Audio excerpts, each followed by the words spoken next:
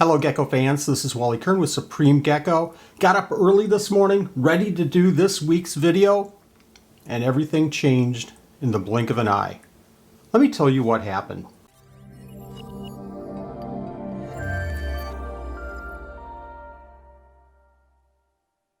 Let me ask you, do you have your dream animal, that animal that if you got, you would just be so ecstatically pleased with? Do you have that animal that you've been waiting for years and years and years to get? I have my list. I have probably 4 or 5 animals on my list that I can't tell you how much I've been waiting for. So I still have a bunch of animals on my wish list that I don't really have a hope of having because they're just so rare in the hobby. They're a little bit expensive. They come in imported and not in really good condition. Animals like that. Well, I had the opportunity a couple of weeks ago to get an animal of my dreams.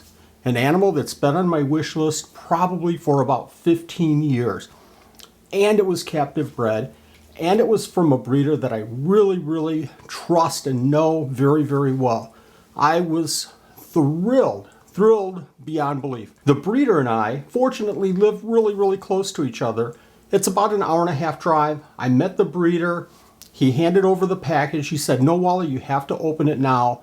I opened the package, and I tell you what, I was so emotional getting a pair of these animals. So now you're asking, what are these special geckos that you got?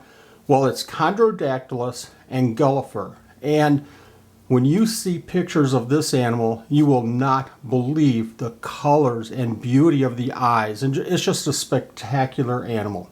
Nanette and I then made the trip back home. I put the geckos away. They've been eating. They've been doing great. They look just absolutely beautiful. Again, this is a male and a female. I was so excited. I could not wait to do this video today. Let me go ahead and tell you why these animals were so high on our wish list. Their color, their eyes, their rarity in the hobby, their difficulty to maintain from a certain point. There's some tricks to these geckos.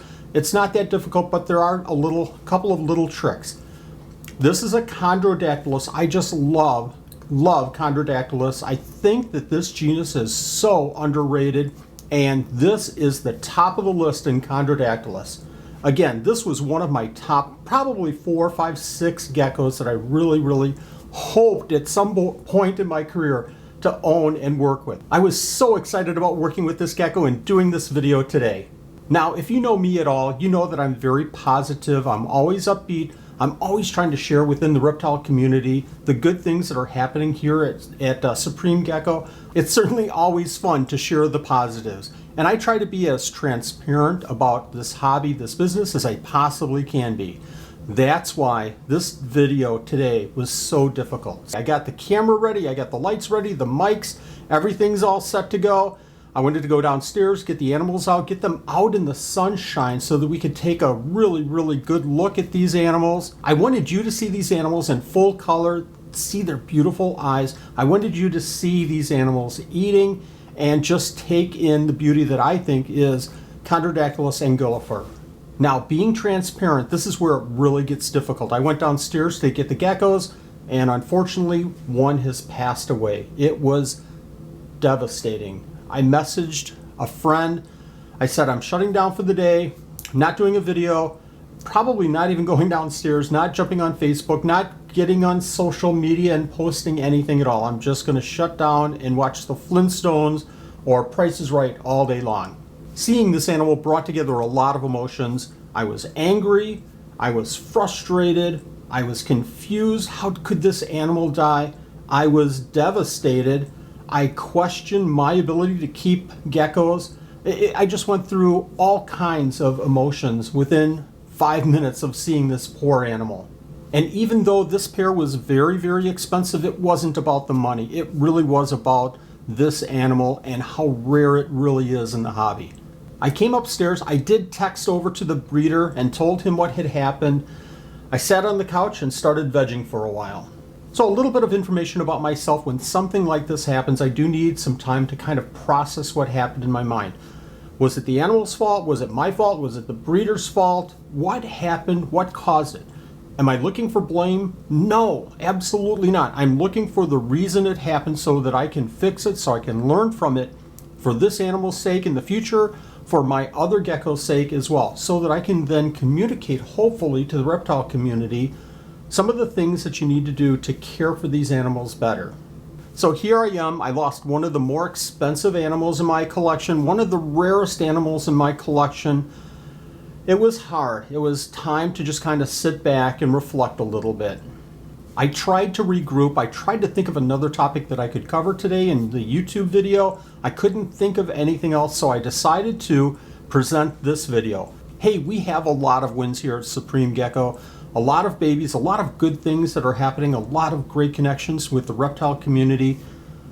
We also unfortunately have some bad things happen as well, and it hurts and it's hard and it's devastating sometimes, but for us, I have to just get through it, get over it, and start and learn from it, and then start over again. And that's exactly what I'll do in this situation. Now, I'm not doing this video from a shock standpoint or trying to be dramatic at all. I'm just trying to be transparent. I'm trying to share the good with the bad. And today was a really, really bad day. Hopefully tomorrow will be a better day. I can mention something corny like if you fall off a horse, get right back on again. Sometimes that doesn't help. Sometimes you just have to get back into getting busy. And that's what helps me. When I have something like this happen to me, it helps me to refocus on something else and drive forward with that project. I'll finish up this video. I'll go back upstairs. I'll work on the fish. I'll do something different. And I'll not focus on the geckos today. I'll probably go back downstairs first thing tomorrow morning and do some major feedings. But today is going to be a gecko-free day. And I'll just kind of regroup on that thought. You know, I don't know if this is going to help anybody. If it does, that's just great. One thing it will do for me is kind of share the experience and get it out there, and hopefully other people can learn from this. As always, I appreciate you watching. Thank you very much. We'll see you next week.